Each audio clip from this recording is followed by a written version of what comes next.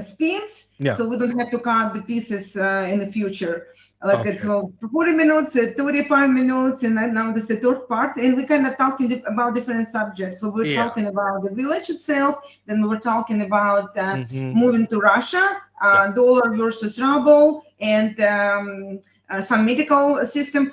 Talking about medical system, yes, American system, but then also they have European system, right? So that Europe, they have huge. I remember even in America, that European pharmaceutical companies is a big deal. There used to be the Bayer and Yeah. some other German pharmaceuticals. They're awesome, and I think they using the same chemicals for the German pills as we have in America. Maybe the brand name will be different, Yeah. but in some point, I even heard that some American companies they will buy or make acquisition or merger with some German companies. And so basically, those pharmacies they already so interconnected with German pharmacies, and Germany is next door. I believe eventually the sanctions will be over or lifted, and that the operation in Ukraine will be ended. So medical wise, I think there will be access to great European medicine, to great European and German pharmacy, Mm-hmm. which is like famous in the world.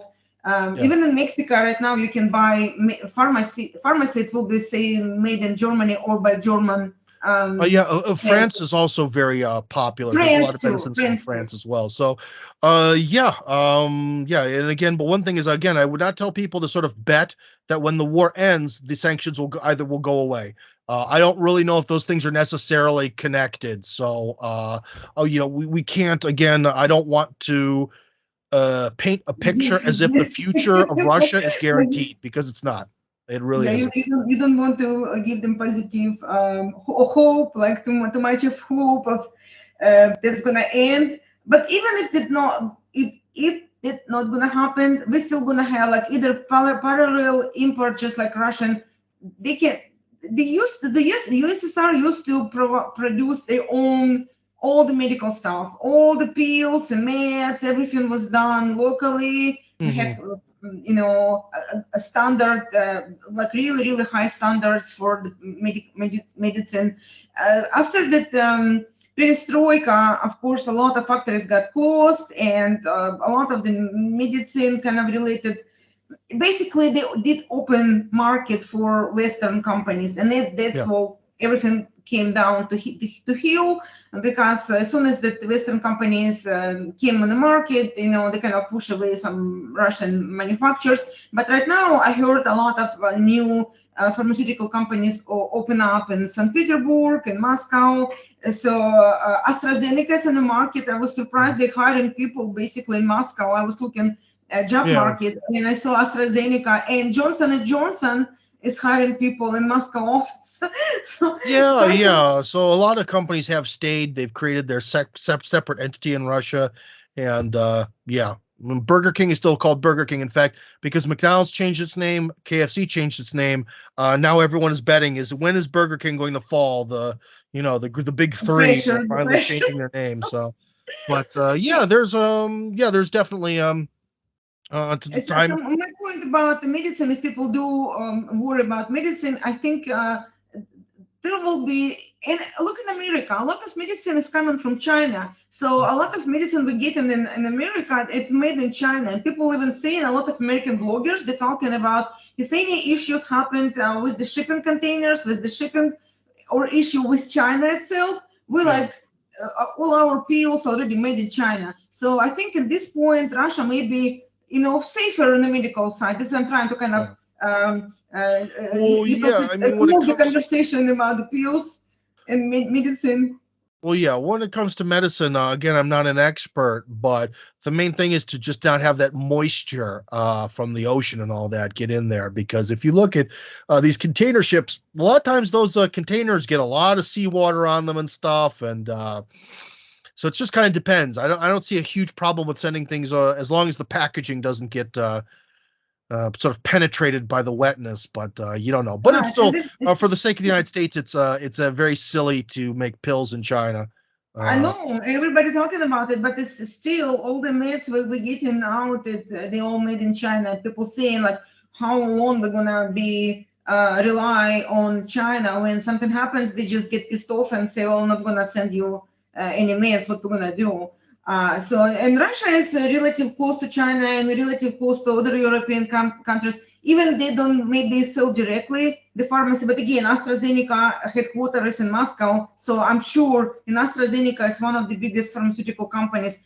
And then they do open some Russian new pharmaceutical companies because Yeah. job postings on headhunters that drew job postings were saying like we're looking for market research manager, we're looking for marketolog to get working in this new Moscow-based pharmaceutical companies, which I never heard of. So Yeah. I think the people start to realize with all the sanctions and issues going on, they need to work on the local production of meds. So I hope on the med side we're gonna be on the safe side.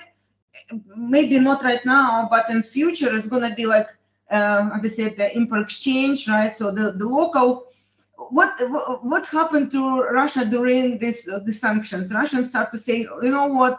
Let's us pick up the business and start to develop our own business. So Yeah. we can take whenever they left, the companies left. We have to remember there's also historical context where, especially before the war, during communism, Russia tried to do everything itself, and that didn't work out. And so the logic of the 90s was that in order to have wealth, you have to become part of the sort of global system, and you can't try to do everything by yourself. And this war has actually shown that no, actually, your country can do stuff. You just don't need to have goofy communism ruining everything. You know what I mean? So it's kind of the theory of what we need to do here in Russia has changed in that we don't need to really close Russia off, but if Russian businesses are closed off, it actually kind of benefits them in a capitalist for a straight framework. Right. So So as long as the people, the other countries still need resources, which Russia does have, they still gonna buy it this way or not. Are they gonna, yeah, do it back door using different shipping containers and different oil tankers? They're gonna, what they say that they go in the middle of the ocean, add some Arabian oil to Russian oil, mix it. So, oh, it's not Russian oil anymore, so we can go send yeah, it yeah, to yeah. United States. Well, yeah, and I was just gonna say that, like, and you mentioned that it was very hard for Russian pharmaceutical companies, like the Soviet ones in the 90s, to compete, and they got crushed. And that's kind of part of the problem where it's a lot easier to make a competitive business within Russia when you don't have to compete with like global companies. So I Right. think that's one of the big sparks now. Is it's sort of like a lot of the global companies have either downsized or they've, like you were mentioning, they've kind of like cut off a part of their company to be like a separate company that's in Russia and the rest of it's over here. So again, sort of the competition level has either gone down or it's become easier. And so yeah, it's kind of a good time to I'll put it this way, if you have $1 million in the bank and you know how to invest, now's a really good time to get 10 or 50 million in the bank.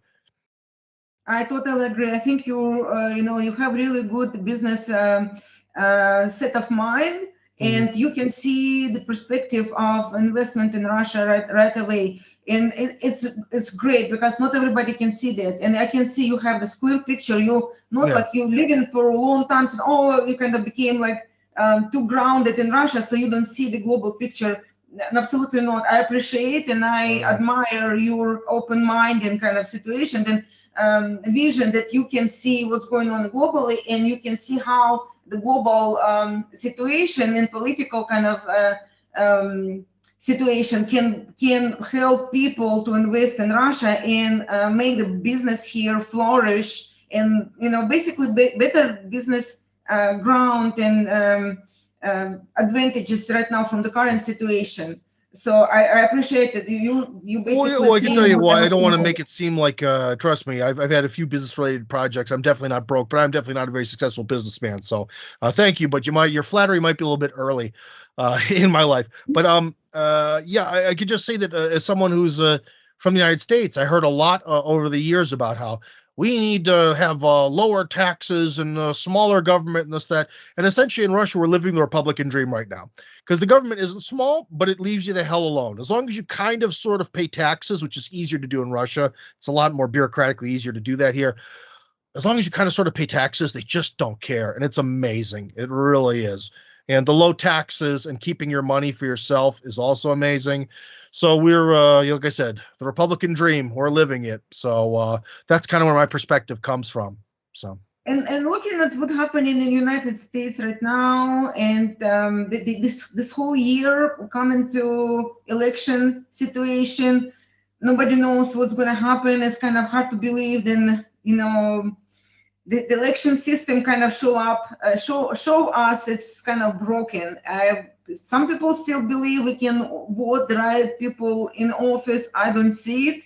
And I feel like a lot of Americans currently, they see the same situation. So the husbands of my Russian girlfriends, they kind of start to feel like maybe what Putin is doing there, it's not actually bad. And they start to talk to wives, and wives start to follow my channel and tell us more about Russia, what's going on, how we can, if we come, what the utility cost, what the food cost, what we can get there, is it safe there, if it's not safe there. And of course, American husbands, they have concern, we come to Russia, we don't know any Americans. And then when I saw your project, the American Village, I thought, oh, will be great for my subscribers, for the ladies whose husband American, and they just, one of the biggest concern, we don't know anyone in the country, we don't have any other Americans, we don't speak Russian, how we're going to survive there, how we're going to communicate, how we're going to socialize. So tell me a little bit, do you feel like there's more Americans coming? Do you feel like there will be some community so people can get in touch? Of course, it will be great when they're going to be living in the same village. So, but before that, right now, like they move now, they wait until the house going to be built.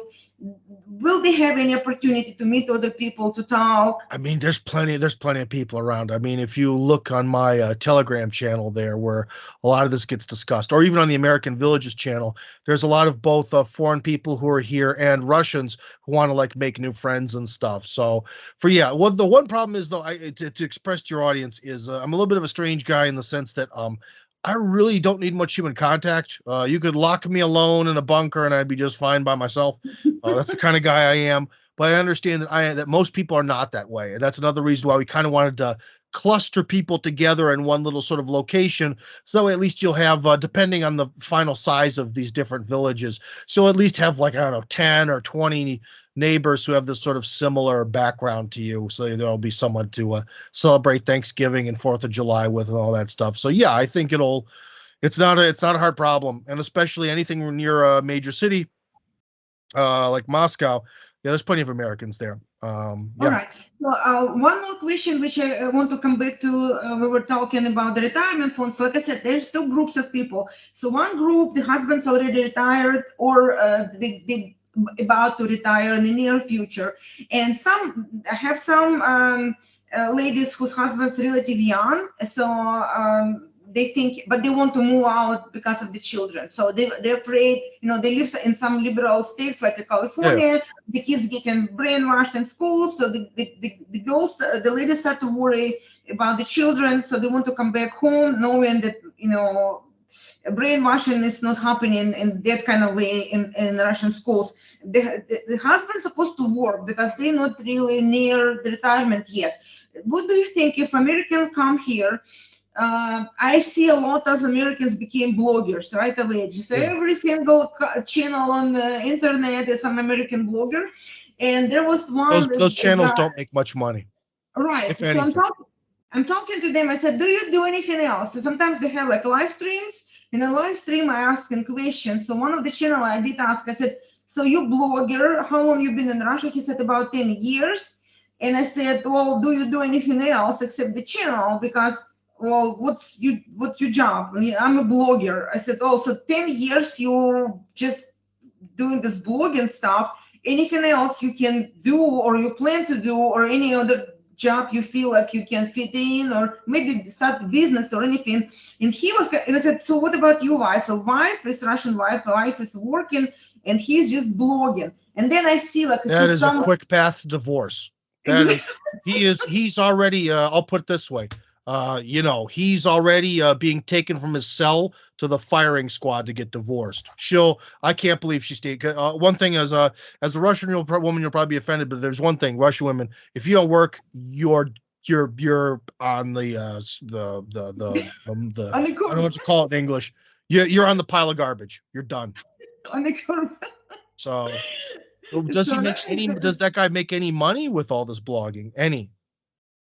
well, I would think, if their audience is American and all his subscribers mostly Americans, maybe for them, yeah, for Russians, there's no monetization on Yeah. YouTube channel. But if his target audience Americans, probably he's getting some money by targeting Americans Yeah, well, I from see that's the America. thing is because what you're saying, it really depends. If he's somehow been able to turn this thing where he makes, I don't know, at least 60,000 rubles or 70,000 rubles a month with this thing, then maybe it's worth it. Maybe that's good enough for them to live on, and that's okay. That's not a failure. So I don't want to judge this person because he might be actually doing something viable. But I'll say in general, coming here and just becoming a blogger will not just put food on your plate.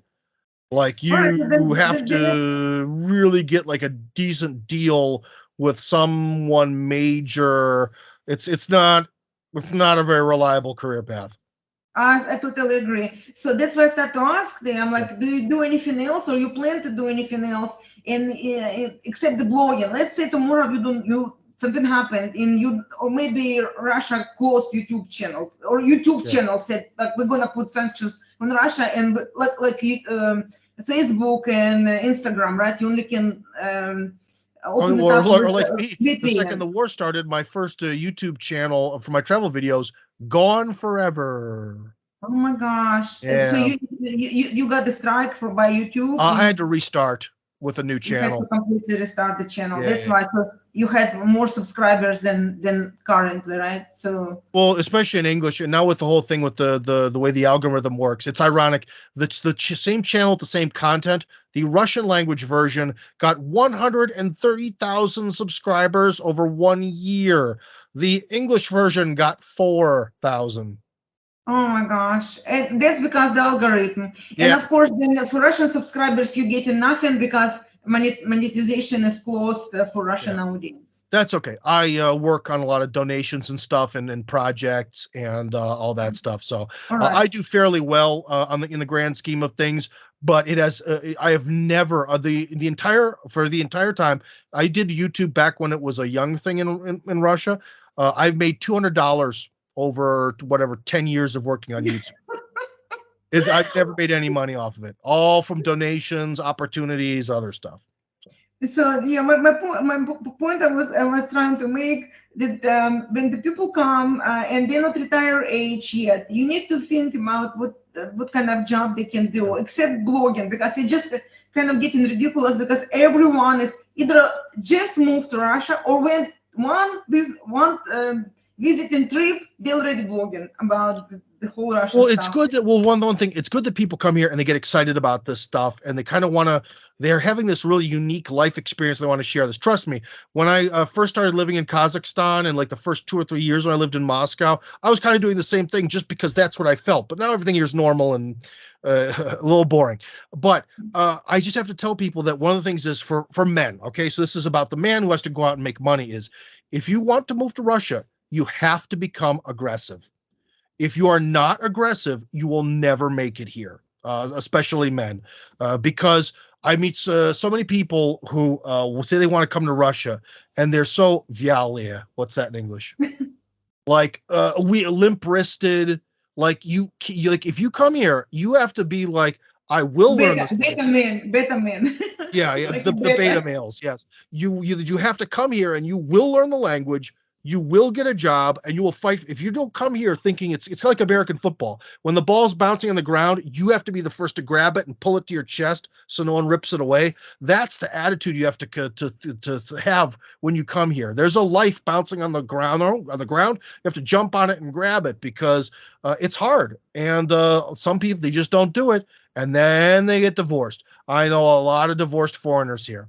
And thank goodness that, well, one guy, he chose to leave, but he didn't have citizenship yet. But he probably would have had to have left because he got divorced. So remember, not only can that chick uh, hurt your heart, she can take away your ability to live here. So again, you better get your butt in gear if you're going to be here. So basically, they need to figure out either they can invest their savings and maybe build some business or put them in some kind of opportunity like your village. So maybe they can invest in some kind of construction project and make money out of it, or buy some real estate pieces, different ones, and rent them out. Or everyone maybe finds their own path. Everyone finds their own path. But the thing is, of course, is they say it takes money to make money. And so when people contact me and to throw out like a business idea that they want to run by me, which if you do that, you should give a donation. Some people, I ask them to, some do, some don't. But, they run these business ideas and they seem to have like, they have the experience in business. They already have a lot of the capital they need. And it seems like maybe they can do that. It's a lot harder when you don't have any money to just start from nothing, especially in Russia, where a country where salaries suck. They just suck. Okay. Right. But you have to do it. If you're here and all you know how to do is like painting walls, then you got to learn how to speak kind of and just start painting walls somewhere, even if the salary sucks, until you can start painting walls for yourself. So right. For the older kind of population, things supposed to be better because it kind of applies that by your retirement age, you already have some savings. Your house probably in America already paid off or close to get paid off, or maybe you're still paying it, but if you sell it, you will get still this big difference between your initial payment and how much real estate right now went in price pretty significantly. And again, it start to go down because the interest rates start to go up. So that houses, I'm watching some financial and real estate analysts from United States. They're saying a lot of states, the houses sitting in the market for much longer. The prices start to go down. So maybe it's a good time right now to sell your home, pull out some money. And while dollar is goes much further in Russia, maybe invest this money, because some people talking about the American dollar will be going to the drain because many dollars. I've heard from some people in the know that all those dark predictions about the American economy are going to happen. The question is when, and I don't know. But people who know what they're talking about all sort of say that this is going to happen. So again, this is one of those things, like I was saying earlier, if you're one of those people that, again, maybe you're fortunate enough where you do have some sort of weird setup where you do have like a free $100,000 or a free $50,000 or something, and you're like, Tim, I don't know what to do. What can I do? I really wanted something in Russia. Buy it through me. We could set something up. You pay me a little bit of money. I'll buy you something. We'll keep it. We'll have all the contracts in order. If the day of darkness comes, you can come and take it over. So, yeah, I mean, I'm happy to help. I totally support Tim on what he said for my subscribers, because it's very important to have somebody who knows the shit. Who knows the things. If you've been here for a long time, even for me, I've been here like permanently moved from United States to prepare base for my family to move in, about apartment, take care of my paperwork, passports and all the stuff since October. So for me, I don't have enough knowledge to help you guys on the business side versus Tim, who's been here for a long time, much longer than me. And he has already contacts, communications, and he has knowledge how to help exactly foreign, because he went through that side of of the woods. He being foreign, he came and he established himself in Russia, so he can help you on the kind of paperwork side better than myself when I have Russian citizenship. I just needed to renew my passport basically, and that's it. I didn't have to go through citizenship procedure. So I will leave all contact information for Tim, and especially related to investment business side. I think his advices will be much more viable compared to me. If you contact me, I will try to connect you with Tim. So I don't want to give you advices which are not valuable in the current situation. So I think he is a brilliant guy who knows what he's talking about, and I totally support his vision that American economy is going not in the right direction. And if you have some money in cash or in a bank account, maybe it's time to move. At Yeah, least your financial or stuff. especially like if you have kids, and I know it's it's harder. Like I said, probably the hardest case scenario is American husband, American wife, American kids is moving here. But at the same time, I've been threatened by the whole juvenile justitia thing with you lose your kids for my kids in America, and it's scary. And just the environment for children here is just so much better, where it might be worth the sacrifice. One story, I should be going now. I'm starting to get a little fuzzy here, but I was actually sort of talking to someone, doing almost like a consultation with someone who came here that wants to be part of the American village, but kind of financially isn't working out for him. So we kind of had a little chit chat, and basically, I had this one thought, which is very important. From the time I came to Russia to the time when I actually finally bought real estate. So I came here as someone in their 20s who's broke, white guy from the ghetto, has nothing, to being able to buy a place to live kind of around Moscow that had to be completely fixed up and renovated and overhauled and all that stuff. That took about 10 years. So that's another thing you also want to think about, is if you don't have money and you're coming here, because I even asked him, because he looks my age. So I was like, what are you? I'm like, I don't know, 40 something. He's like, no, I was 60. I was like, well, man, one thing you're going to have a lot of trouble is, if you're going to do the route of trying to climb the corporate ladder here, or try to work one job to get the next job to get the next job. But if you have the same success arc that I do in life, you'll be 70 by the time you finally actually buy a place to live. And it's like, so that's something you also gotta think about. If you got to think about, if you come here with nothing, that you're in a new You need to country. be 20. Yeah, hopefully through the American village, and we sort of course, it's going to create a little bit of networking between people, which is good. But that's no guarantee of anything.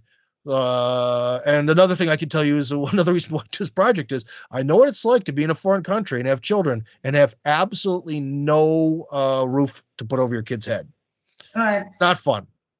I agree. So yeah, the guys, older generation, they need to be already established in life by this time. Yeah. If you're 60 and you didn't make anything in the United States, you don't think you will come to Russia and suddenly money will come on your head, or it's like life is for free here. Life is not for free. It's definitely much cheaper than in America, but you have to bring some saving. I would think if you over 55, closer to 60 or retirement age, you have to have some savings. So you either have invested your house already paid off, you have some 401k stuff you can already cash out, right? I believe if you retirement age, you can get your investment from 401k. You don't have to pay taxes for cashing out of your account. So you can get your money from 401k, and we can help you. I made actually a video as well how to bring money to Russia from United States. So the crypto is one thing you can do from France. You can go through different countries around, right? The neighborhood countries, which you can go Turkey. You can do here and there. So there is some stuff. There are some banks open up. A Hungarian bank is working. Even here in Krasnodar, we have office of this Hungarian bank, which they still work with United States. You can basically just do simple wire from America to this bank. The only thing you will get in euros, your money, they only operate in euros. I see. Well, they don't have too much of a choice on that one, probably. Yeah. So, but you will just, instead of exchange the dollars on rubles, you will exchange the different rate. Any way you send money here, with the exception of just like physically carrying it with you, so you're taking physical cash, be it crypto or be it something like that, you're always going to lose money on transfers. Absolutely. That's just the way it goes. So. Yeah, unfortunately it is, but it's still some legal means which you can transfer money. There's not like there's no banks. There are still some banks you can try, or you can pay some fees. I think there's a Raiffeisen bank is still operating with American. I did ask if I can transfer my money from American bank through Raiffeisen. They only take in like high fee, much higher than the Hungarian bank. Hungarian bank, very good. They kind of friendly to Russia. So the fee is very low. The only thing you will get your dollars and euros. So the exchange rate you can lose And then, of some course, money. you have to exchange the euros for rubles, which is another exchange, which you lose money again, and so on and so forth. Yeah, so this is something you have to think about. Crypto is maybe not a better option. If you can find some good connect who can do it either with very low fee, or maybe it's some of your friends who want to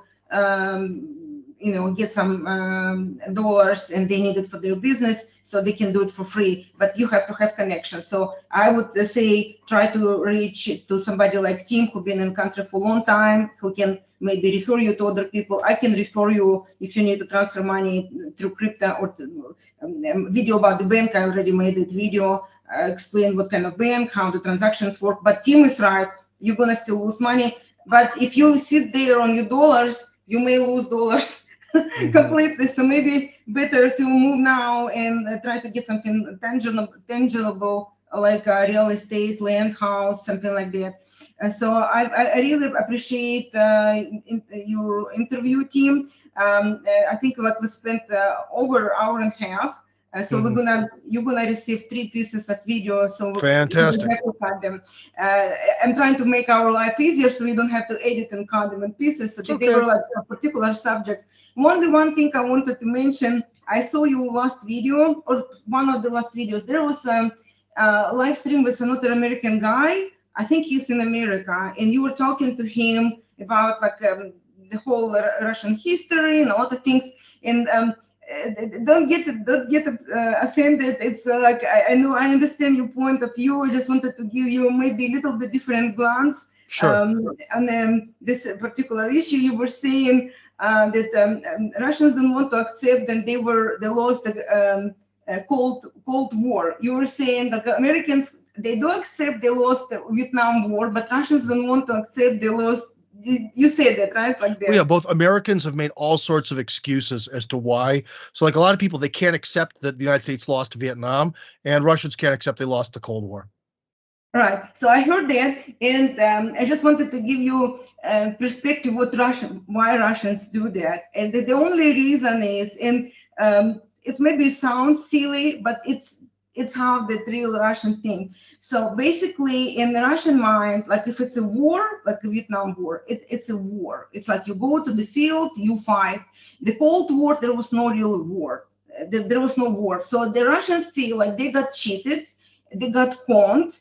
And for Russia, even like to understand that you got conned or you got cheated on, they don't feel it as you lost, because they feel like, shame on you. You cheated on me. You made me believe you. You kind of use different means to bribe our government, pay this and here and there, make destruction of supply here and there, made the dollars, buying oil only in dollars with Saudi behind our back.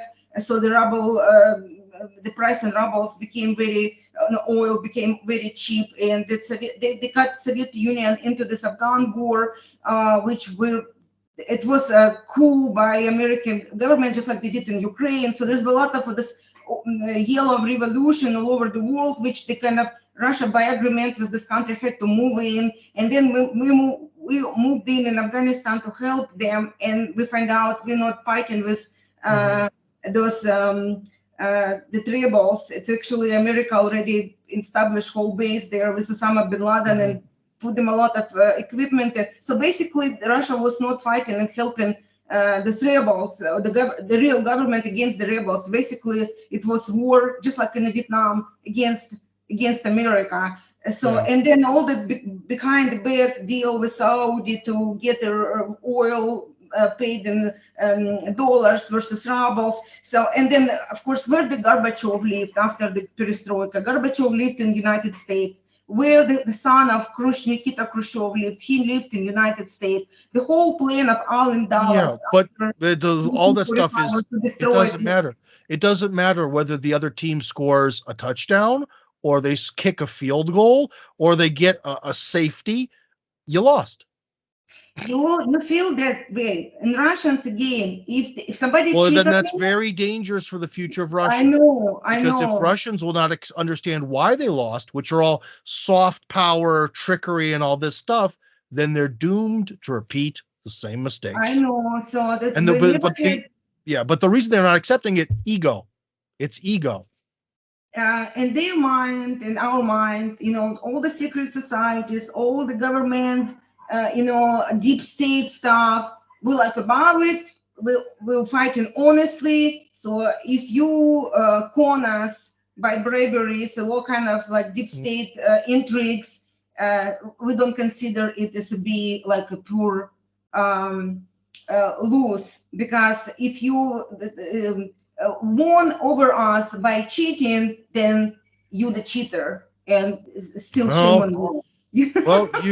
the people can stick their nose up and say, "Well, you did the Cold War and cheated." Well, look what happened in the '90s. So, I don't know.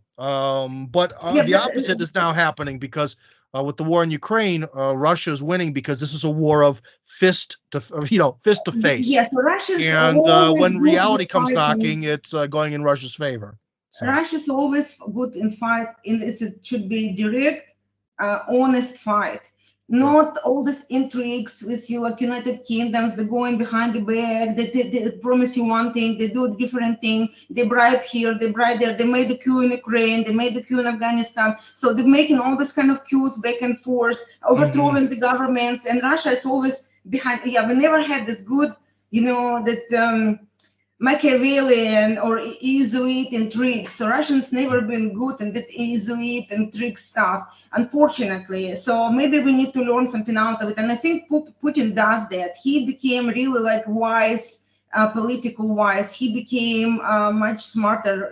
He decided he needs to outsmart, not just like, oh, we just like, we're gonna fight. No, he's really trying to go, get some friendly deals behind the back, and I think Russia learned. So you can cheat us, but not for long. So Barack Obama was expecting Russia to be completely destroyed in 2001. He was saying Russia is done. It's done. Its economy completely destroyed and never gonna get up. And we can completely remove Russia from the picture. This economy is over. The country is over. And you know what happened? Very nicely, quietly, behind the back, Russia became stand up, and then suddenly, bam, Russia again back on the feet. So we can learn. If we got cheated, we accept it. We got cheated. And it wasn't honest war. All our government became living in America, and Gorbachev was Hmm. praising, and he was accepted by Clintons and by Bushes, and they were loving him and applauding him, and he was teaching in American university. Russians, they feel like we got cheated, but then you cannot cheat us for too long. You can cheat us for some period of time. Then we say, okay, we got cheated. It was we trusted some people. We believe that NATO will not move to east. They did promise us if you remove your army from Eastern Europe, from Berlin, then there will be no even 1 foot through there of NATO. And next thing you see, NATO is next door. So Yeah, yeah. Russians just figure out you cannot trust the people. We may be our Well, our I could have issues told them that a trust. long time ago. But So anyways, I think it might be time for us to hit the road here. Unfortunately, I got to get going to my sort right, of next discussion here. So, right, but don't forget, right now is things like that happening in the United States. Exactly the same. That they making coups there. They're bribing the government. Two parties, Jew party. They're trying to destroy the government in America. All the open border policies, dollar printing. So they destroyed USSR. Now they try to destroy United States, and that's why I mhm. welcome American people, American patriots here. I think Russian, we're not enemies. We really, appreciate hardworking people, and I will leave a link to Tim's channel and his contacts under this video, and you guys welcome to contact him or me if you have any questions. I hope we will see Tim again, and maybe we will look into this process of building the village and get some additional information further on. We will definitely keep in touch, and let us know in the comments if you have any questions for the next discussion. Thank you, Tim, so much for your time. I appreciate it. I hope I give you some of my opinion. I hope I did not offend you by any No, means. trust me, I've heard worse. Well, you have a great evening. I understand you have another conversation. It was nice talking to you, and до новой встречи. До новой встречи. До свидания.